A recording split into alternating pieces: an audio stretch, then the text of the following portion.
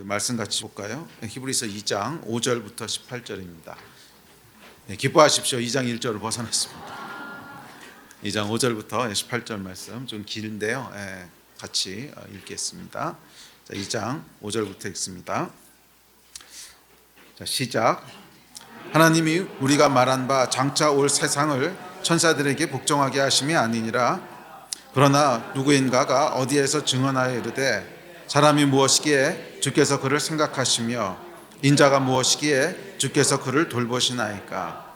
그를 잠시 동안 천사보다 못하게 하시며 영광과 존귀로 관을 씌우시며 만물을 그 발 아래에 복종하게 하셨느니라 하였으니 만물이 그에게 복종하게 하셨은즉 복종하지 않은 것이 하나도 없어야 하겠으나 지금 우리가 만물이 아직 그에게 복종하고 있는 것을 보지 못하고 오직 우리가 천사들보다 잠시 동안 못하게 하심을 입은 자 곧 죽음의 고난 받으심으로 말미암아 영광과 존귀로 관을 쓰신 예수를 보니 이를 행하심은 하나님의 은혜로 말미암아 모든 사람을 위하여 죽음을 맛보려 하심이라.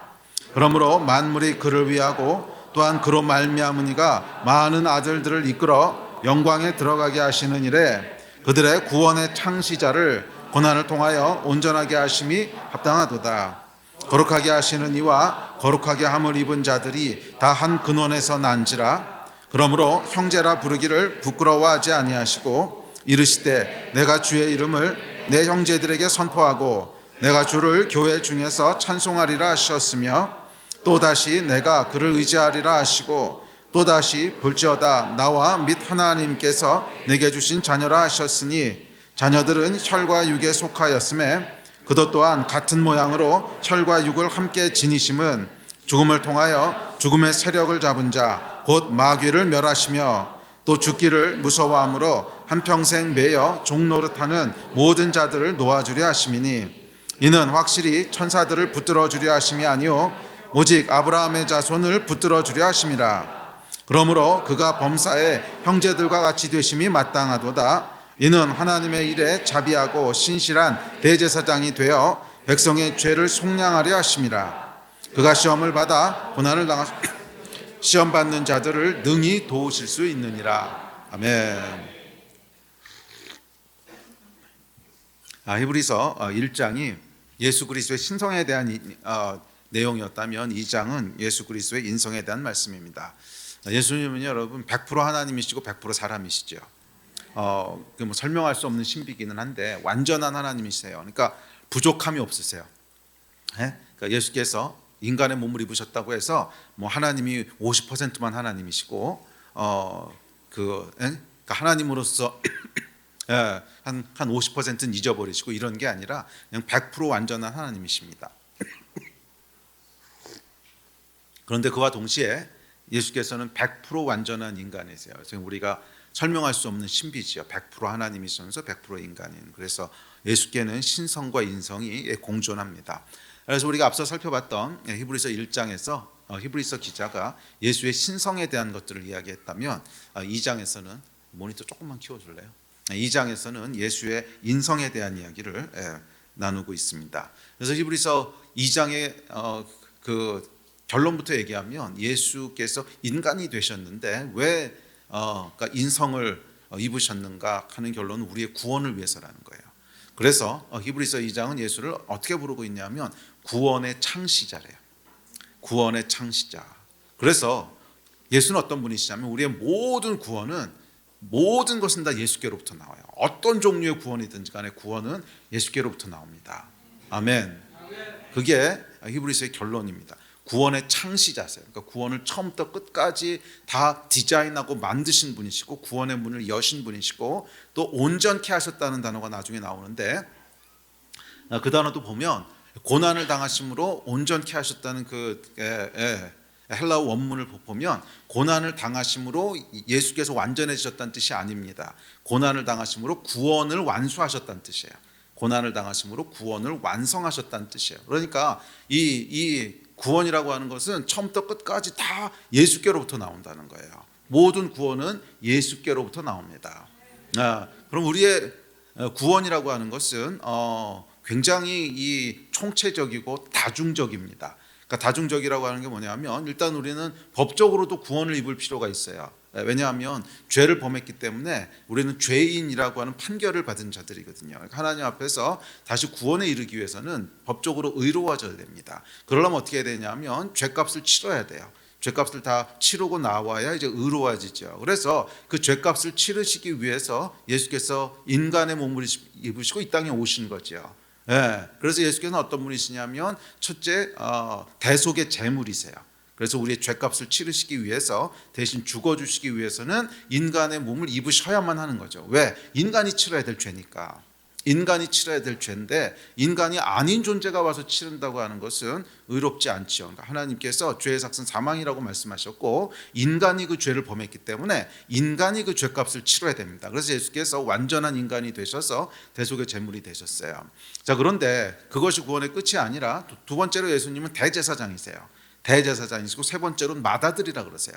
그러니까 대제사장이라고 하는 것은 뭐냐면 예수께서 고난을 당하심으로 말미암아 오늘 본문의 주제인데 고난을 당하심으로 말미암아 뭘 하셨다는 거예요? 우리를 도우실 수 있다는 거예요.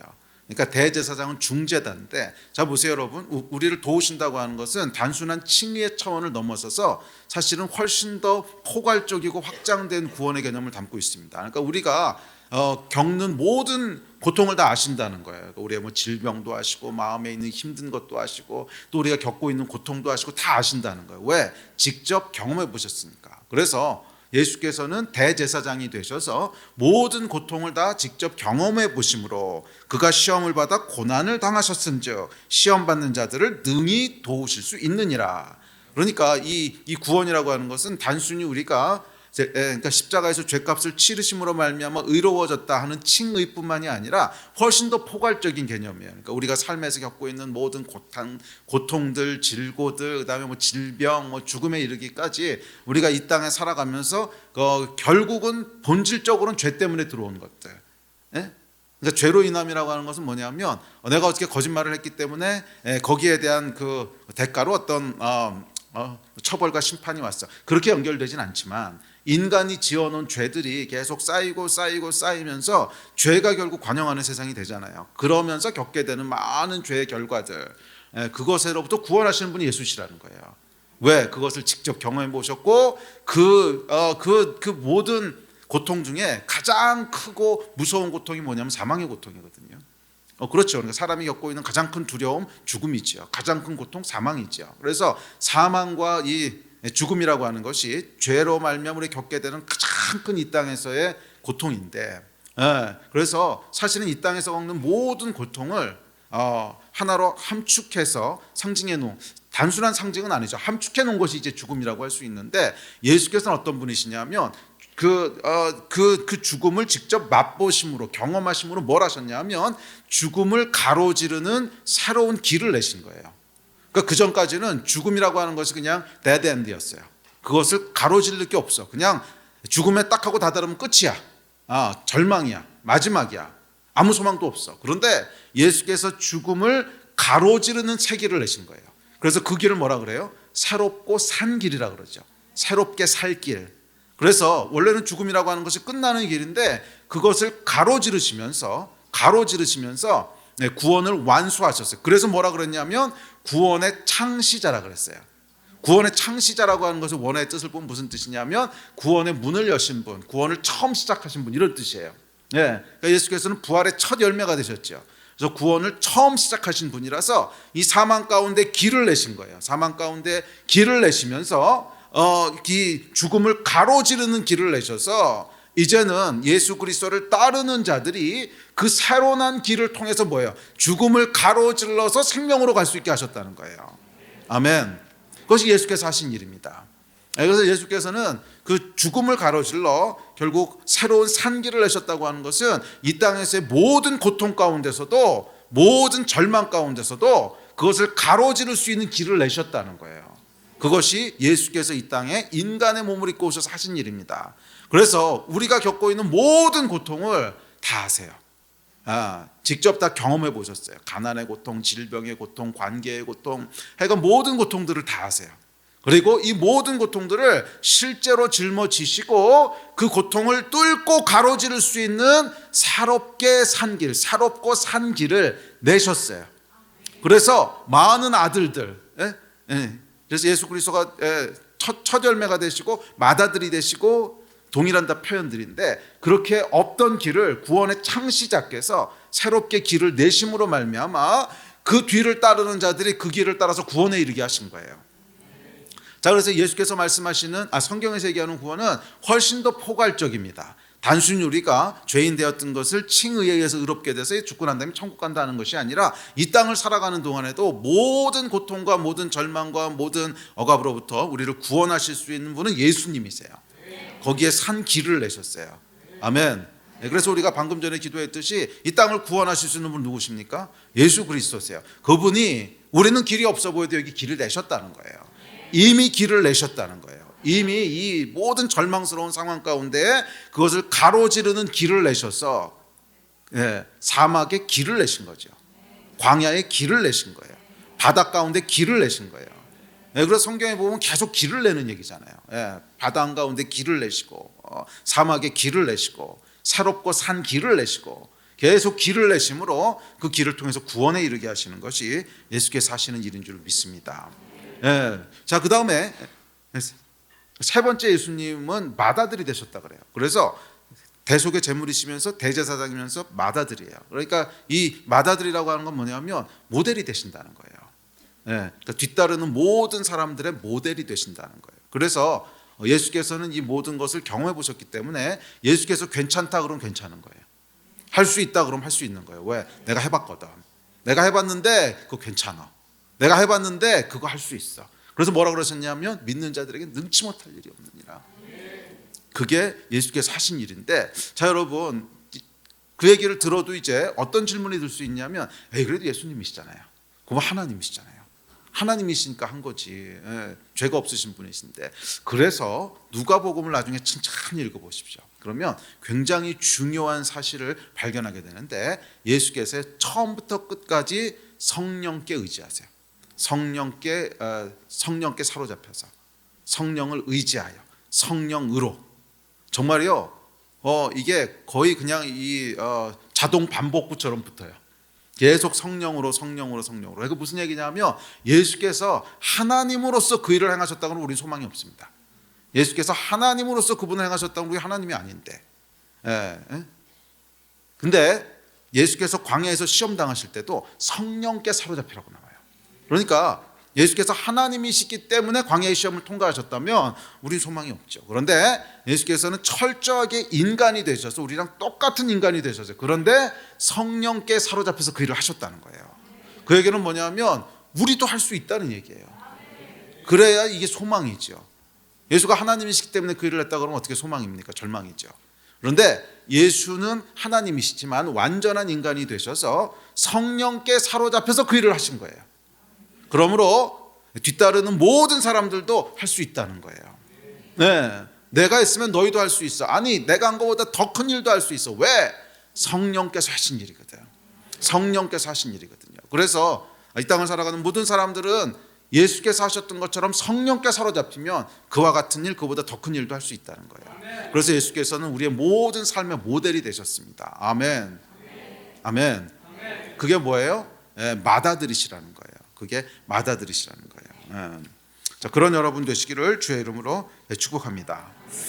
자, 이 히브리서 2장 내용을 보면 지금은 제가 이것을 그냥 아주 간략하게 서머라이즈 했으니까 그렇구나 하고 따라오는데, 사실 이 내용이 이렇게 쉬운 내용은 아닙니다. 그러니까 지금도 읽어보셨으면 알겠지만 뭔 말이요 그러면서 따라오셨을 거예요. 천사보다 못하게 어쩌고 저쩌고 이제 그러시죠. 저희가 이제 끼니가 요 창세기 끝나면 그다음에 히브리서거든요. 아마 히브리서 2장 하실 때쯤은 여러분도 굉장한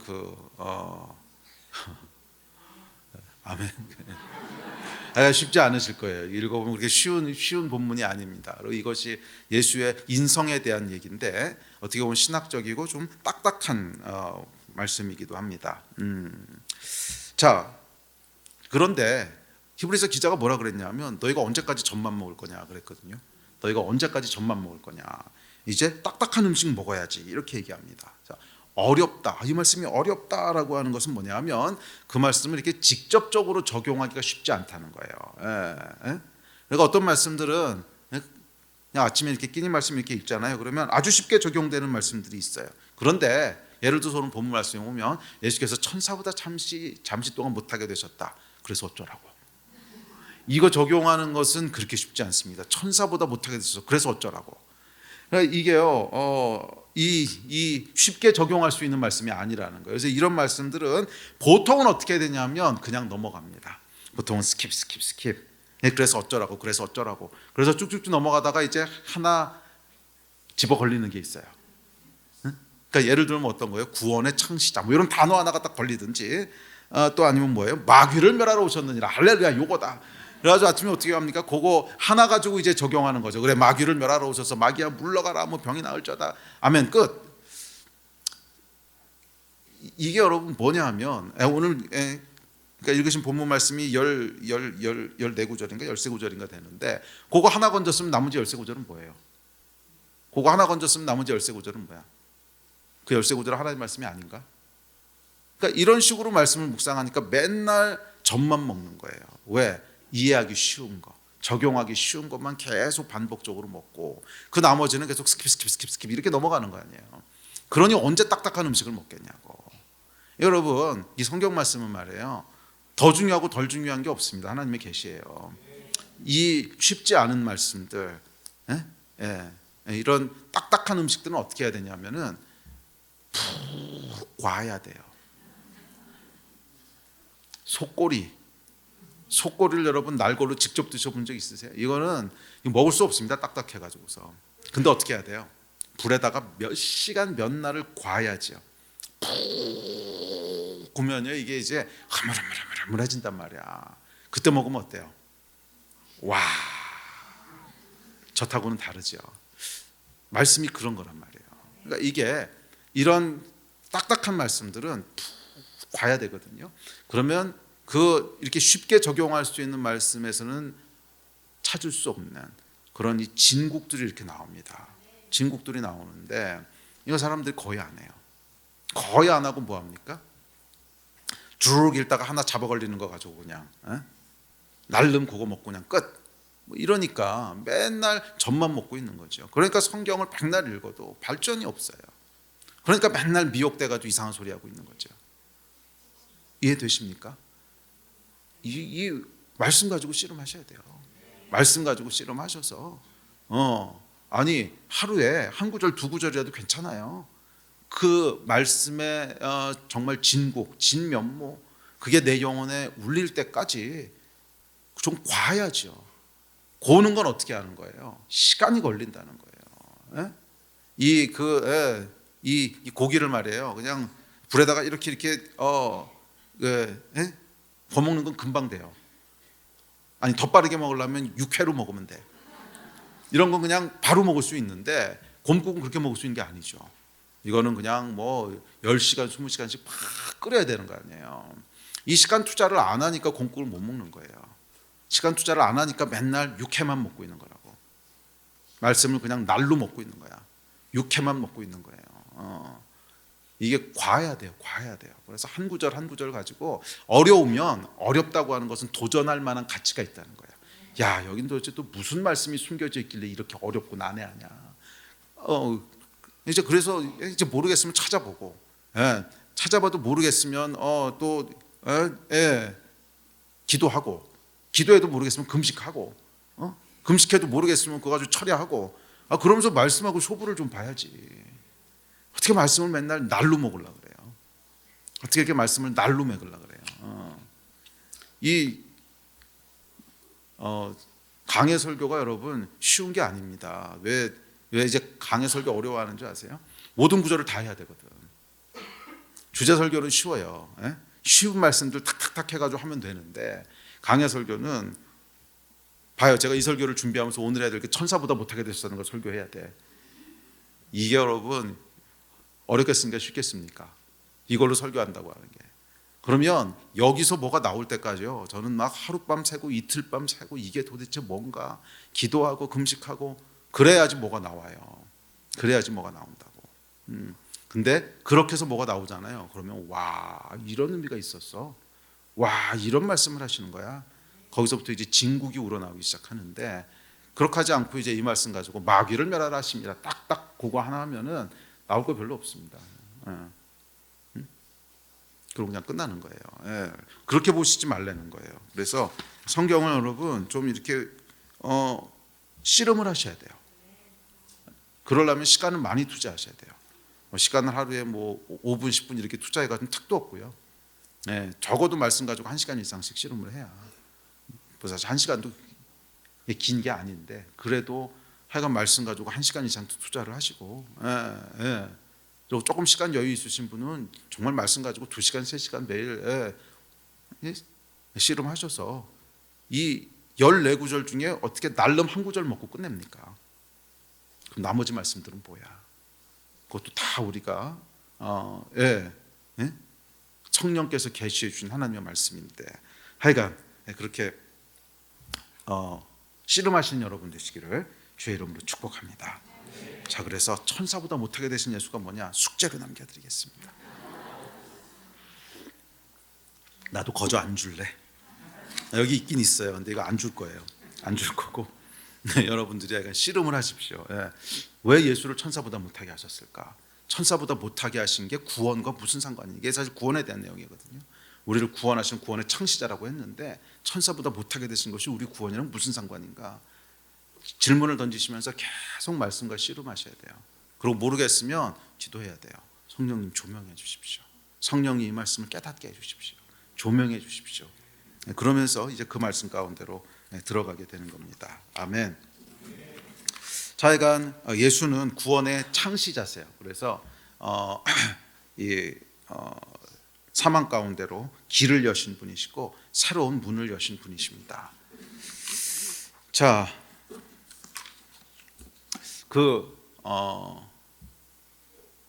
구원에 대한 내용이 나왔으니까 우리 조금 더 기도하고 얘기했으면 좋겠는데, 우리가 시대 사조에 대한 얘기들을 했습니다. 시대의 흐름에 대한. 그래서 문화 막시즘과 황금 만능주의까지 우리가 시대의 사조들을 살펴봤는데, 이런 시대의 사조의 결과 지금 나타나고 있는 대표적인 현상이 몇 가지 있더라고요. 저도 그 생각을 이렇게 깊게 못 하고 있었는데, 또 오늘 어떤 목사님과 이렇게 대화를 하면서 그렇구나. 그게 뭐냐면 대표적인 거 2가지가 뭐냐면 무속과요, 마약이에요. 잘 생각해 보세요. 이게 왜 지금 우리 시대에 이렇게 큰 문제가 되고 있나? 이 점치는 무당 찾아가는 게 여러분, 지금 젊은 세대들한테는 그냥 데이트 코스 중에 하나라고 그러더라고요. 데이트 코스 중에 하나라고. 너무 일반화돼 가지고서 그냥 무당 찾아가지고 타로인가 뭔가 이렇게 뭐 카드 점치고 타로 점치고. 그렇죠. 여러분 어때요? 여러분 주변에서 이거 아주 쉽게 하지 않아요? 젊은 애들이 아주 쉽게 합니다. 무당 찾아가는 게 그게 뭐 그냥 재미야, 재미. 응? 야, 여러분, 이게 이 무당이라고 하는 건 여러분 그냥 하나님과 대적하는 게 아니라 이거는 접신하는 거거든요. 이거는 차원이 다른 문제입니다. 이거는 차원이 다른 문제예요. 그냥 우리가 뭐 이렇게 유혹에 끌려서 또는 그러니까 욕심에 끌려서 이제 그런 것들과 무당을 찾아가는 것하고는 차원이 다른 문제예요. 이거는 접신을 하는 거거든. 아예 영적인 세계하고 접신을 하는 거란 말이에요. 이거는 정말 차원이 다른 얘기고, 구약에도 보면 하나님께서 접신하는 자들은 그냥 바로 죽이라 그러셨어요. 바로 접신하는 자들은 바로 죽이고 점치는 자들은 바로 죽이라 그러셨단 말이에요. 그런데 그게 어느 순간에 우리나라에서 그냥 유행이 돼버렸어요. 그냥 문화 현상처럼 아무 생각 없이. 왜 그렇게 됐을 것 같으세요? 불안하니까 그런 거예요. 불안하니까. 뭐 점치러 가는 이유가 따로 있겠습니까? 불안하니까 그런 거지. 왜 불안하겠어요? 불안한 거 지금까지 우리가 했던 거잖아. 이 시대의 사조가 결국 이 팩트하고 사실을 분리시켜 버리고, 그 다음에 네 감정에 충실해. 그랬는데 감정에 충실하려는데 돈이 없어. 그러니까 낙심하고, 그 다음에 이 팩트하고 분리됐으니까 얼마나 이게 불안하겠어요. 앞으로 뭐가 될지, 어디로 흘러갈지 예측이 안 되는 거거든. 그래서 사실 팩트가 있어야 사실 예측이 되거든요. 팩트가 있어야 그 다음에 뭐가 올지, 그 다음에 뭐가 올지 예측이 되는데, 팩트는 다 무시하고 그냥 감정만 소비하고 있어요. 그럼 예측이 되겠습니까? 당연히 불안하죠. 그러니까 이 안에 불안이라고 하는 요소들이 그냥 가득한 거예요. 가득한 거예요. 그러니까 이 불안 때문에 뭐 하는 겁니까? 점치러 가는 거죠. 아이고, 그래서 여러분 이게 뭐 젊은 층들과 일반인들 사이에서도 그냥 뭐 유행처럼 번질 뿐만 아니라 정치 경제계에 들어가 보면 가관입니다. 정말 가관이에요. 우리나라를 실제적으로 움직이고 있는 게 무당들이구나 할 정도로, 실제 우리나라를 움직이고 있는 경제를 움직이는 것도 무당이고, 정치를 움직이는 것도 무당이고, 결국 다 무당들이 움직이고 있다는 거예요. 이거는 여러분 과장한 얘기가 아니고 진짜 그렇다는 거예요. 우리가 일반적으로 보고 있는 이 젊은 세대들 사이에 점치러 가는 거, 그런 차원이 아니라 실제로 정치 경제계에서는요, 얼마나 불안하겠어요. 생각해 보세요. 얼마나 불안하겠어요. 내일엔 당장 뭐가 일어날지 모르는데, 그러니까 다 점치고 앉아있는 거예요. 다 점치고 앉아있는 거예요. 이거 여러분 이 땅에서 끊어내기 전에는 과연 이 땅에 하나님께서 이 땅을 어떻게 보실까? 과연 이 땅을 축복하실까요? 아니면 진노하실까요? 이거 끊어내야 되지 않겠습니까? 네, 이 무속 끊어내야 돼요. 이거. 네, 우리가 회개하고 그다음에 이런 그 무속에 사로잡힌 영적인 사슬들 끊고 그렇게 해야 되지 않겠습니까? 크리스찬들도 얼마나 많이 전보라 다니는지, 제가 들은 것만 해도 한두 번이 아닙니다. 장로님이 비즈니스 시작하시면서 점치고 한다는 얘기는 뭐 비일비재하게 들었습니다. 이제 그만큼 불안한 거죠. 이거 여러분 회개합시다. 아멘. 다음에 이제 마약도 마찬가지죠. 마약이라고 하는 게 이제 그러니까 미국에서는 70년대 히피 문화가 나오면서 이제 마약이 시작되지 않습니까? 근데 이 마약이라고 하는 게 이제 어디서부터 시작되는 거냐면, 마약이 이제 허무주의로부터 시작이 됩니다. 허무주의는 어디서부터 오냐면 1차 대전, 2차 대전을 겪으면서 이성에 대한 것이 무너지면서 이제 포스트 모더니즘이 나왔다고 했죠. 그러니까 이제 포스트 모더니즘의 초기 단계가 이제 허무주의인데, 이 이성에 대한 기대들이 무너지면서 결국 팩트를 다 부정합니다. 그리고 이제 감정이 중요해지죠. 그래서 감정을 소비하기 시작합니다. 그러니까 제일 좋은 게 뭐겠어요? 마약이죠. 현실이 어떻든지 간에 상관없어. 그냥 감정만 좋으면 돼. 그러니까 이제 마약을 통해서 그 현실에서부터 도피하기 시작합니다. 그러니까 이 마약이 퍼지기 시작하는 히피 문화는요, 굉장히 철학적인 깊이가 깊습니다. 그게 그냥 한 게 아니에요. 그러니까 실제 철학자들이 마약을 권했어요. 그러니까 60년대, 70년대 마약을 이제 권하면서 이 시대의 진정한 해방군은 마약이다. 이 시대의 진정한 해방군은 마약이다. 그래서 비틀즈 노래 같은 거 보면 이제 그 마약을 권하잖아요. 그래서 뭐 Hey Jude 뭐 이런 게 이제 마약 노래거든요. 그 가사 뭔지 아세요? 뭐 Under Your Skin 뭐 이러잖아요. 그게 네 한방 놔, 내 피부 밑에다 한 방 놓으면 너 이거 주드가 될 거야. 주드라고 하는 게 뭐냐면 이 마약 때문에 딱딱해진 얼굴을 이제 그 속으로 주드라고 한대요. 이거 한 방만 놓으면은 Hey Jude, 넌 행복해질 수 있어. 뭐 그게 그 마약을 통한 구원을 노래하는 노래입니다. 이게. 그래서 이 노래가 이제 우리나라에서는 그 당시엔 금지곡이었어요. 지금이야 다 풀렸지만, 제가 또 비틀즈 좋아하거든요. 그 당시에 금지곡이었는데, 저는 제가 어렸을 때는 이렇게 좋은 노래를 왜 금지곡으로 했는지 몰랐는데, 나중에 가사 보니까 금지할 만하더라고요. 이게 마약이 구원이라고 하는 것을 찬양하는, 이렇게 은근히 돌려서 찬양하는 거고요. 하여간 그런 것이 이제 흐름인데, 그게 지금 우리 아이들 사이에서는 비일비재하다는 거 아닙니까? 마약 구하는 것이 뭐 너무 쉽대요.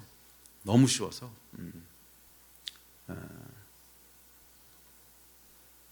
그다음에 하여간 이 마약. 그러니까 이런 문제들이 우리 시대의 사조들의 결과라는 거죠. 사조의 결과. 이 다음 세대들이 다 마약, 점치고 이런 거 다 망가지고 있는 거잖아요. 그래서 우리가 함께 기도할 때 이런 부분들을 좀 끊으면서 기도합시다. 아멘. 그 사실은 이번에 계엄과 또 대통령과 이런 문제하면서도 이런 얘기들이 뭐 사실인지 아닌지 모르는 찌라시 같은 내용들이 계속 나오잖아요. 뒤에서 뭐 무속인들이 어떻게 했다, 뭐 날짜를 거기서 정했다. 사실인지 아닌지 모르겠지만 하여간 그런 강한 영향권 안에서 지금 우리나라가 있는 것은 부인할 수 없는 사실인 것 같고, 그리고 정치 경제 뒤에서 이 무당들이 하여간 많은 짓들을 하는 것은 그건 팩트고, 그러니까 여러분 이런 것이 끊어지지 않았는데 과연 이 땅을 하나님께서 축복하실 수 있을까? 그래서 저희가 이제 그 나라와 민족을 위해서 오랫동안 기도해 왔는데, 사실은 진짜로 이렇게 그 돌파가 일어나려면 어디가 막혀 있는지를 봐야 되는 것 같아요. 돌파가 일어나려면 이게 도대체 어디서 막혀 있는 건가? 그래서 그 지점을 정확히 터치해야 이게 돌파가 일어나지. 근데 약간 그 주시는 감동은 이런 부분들이, 그러니까 지금 이 땅을 이렇게 붙잡고 있는, 그러니까 하나님이 역사하시고 싶어도 역사하실 수 없도록 그렇게 붙잡고 있는 이 땅의 죄악이 아닌가. 그래서 이거 끊어내는 거 좀 기도합시다. 이거 끊어내고, 또 우리가 직접 뭐 점을 치거나 마약을 하진 않았더라도 이 땅의 죄악들이 사실 궁극적으로 보면 이 교회의 책임 아닐까요? 교회가 이 땅 가운데 그만큼 소망을 주지 못하고 그만큼 평강을 주지 못하니까, 이게 다 불안에서부터 나온 거잖아요. 그만큼 평강을 주지 못하니까, 그만큼 기쁨을 주지 못하니까, 마약이라고 하는 거 기쁨을 추구하면서 나온 거고, 점치는 건 이제 평강을 추구하면서 나온 거고. 제가 어저께도 얘기했지만 결국 예수께서 주시는 것은 기쁨과 평강인데, 대표적인 게 기쁨과 평강인데, 기쁨과 평강을 주지 못하니까 평강을 어디서부터 찾아요? 무속에서부터 찾고, 기쁨을 어디서부터 찾아요? 마약에서부터 찾고, 이렇게 되는 거잖아요. 그러니까 사실은 우리가 정말 회개해야 될 일입니다. 교회가 정말 회개하고 나갔을 때, 그래서 이 땅 가운데 그런 무속과 마약이 아니라 예수께서 주시는 구원의 창시자, 우리를 구원하실 분은 예수 한 분, 우리를 불안에서 구원하실 분은 예수 한 분, 우리를 슬픔에서부터 구원하실 분은 예수 한 분, 그것을 붙잡고 나갔을 때, 그랬을 때 이 사회 가운데 소망이 있고 구원이 일어나지 않겠습니까? 아멘. 아멘. 그래서 그 마음 가지고 우리 한번 기도합시다. 우리 좀 나오시고, 예배팀 나오시고 같이 합심해서 기도했으면 좋겠는데, 우리 자리에서 일어나서 좀 기도합시다.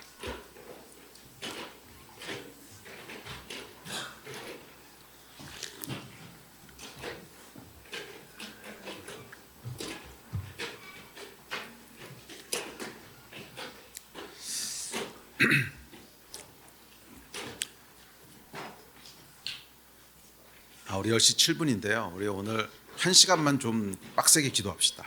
아멘. 1시간만 좀 빡세게 기도합시다.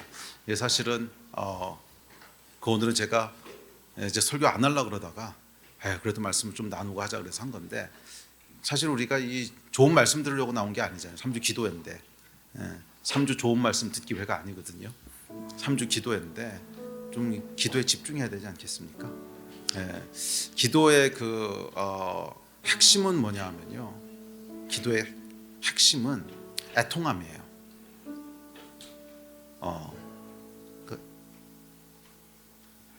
그래서 예수께서 기도에 대해서 가르치실 때 불의한 재판관, 과부와 불의한 재판관 비유를 드시거든요. 근데 그 비유의 핵심이 뭔 것 같으세요? 간절함이죠. 애통함. 그러니까 그냥 이 애통함을 풀어줄 때까지 찾아가가지고 재판관한테 붙잡는 거잖아요. 그게 기도라는 거거든요. 그래서 우리가 기도할 때는 반드시 애통함이 있어야 돼요.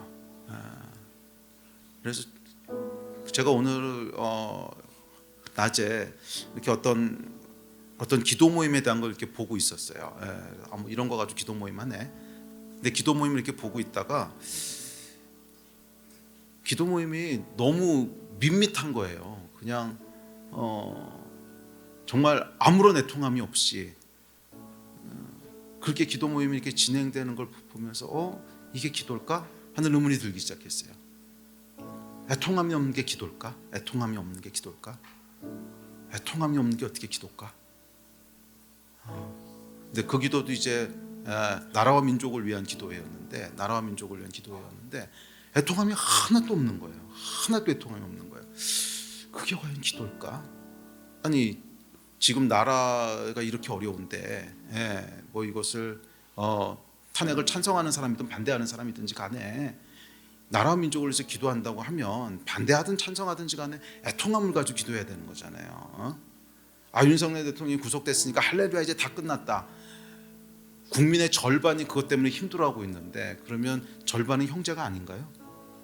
아니잖아요. 그러면 당연히 애통함을 가지고 기도해야 정상이죠. 애통함이 없는 것은 기도가 아닙니다. 애통함이 없는 건 그냥 회의하는 거지. 그게 무슨 기도예요? 기도에는 여러분 반드시 애통함이 있어야 됩니다. 아멘이십니까? 아멘. 그래서 이 시간 우리 좀 나라와 민족을 위해서 기도할 때 애통함을 가지고 기도합시다. 하나님, 이 땅의 황무함을 보십시오. 이 땅이 마약과 우상 숭배와 정말 하나님을 거역한 죄가 관영한 땅이 됐습니다. 주여 이 땅을 불쌍히 여겨주시고 구원하여 주십시오. 구원하여 주십시오. 애통함을 가지고 주님 앞에 기도해야 되지 않겠습니까? 우리 먼저 기도하실 때 좀 애통함을 가지고 구원해달라고 하나님 앞에 부르짖읍시다. 하나님, 이 땅을 구원하여 주십시오. 하나님밖에는 소망이 없습니다. 구원해 주는 예수 그리스도 한 분이십니다. 구원의 창시자는 예수 그리스도 한 분이십니다. 우리를 구원하여 주십시오. 이 마음 가지고 주여 3번 부르짖고 다 같이 합심해서 기도하시겠습니다. 주여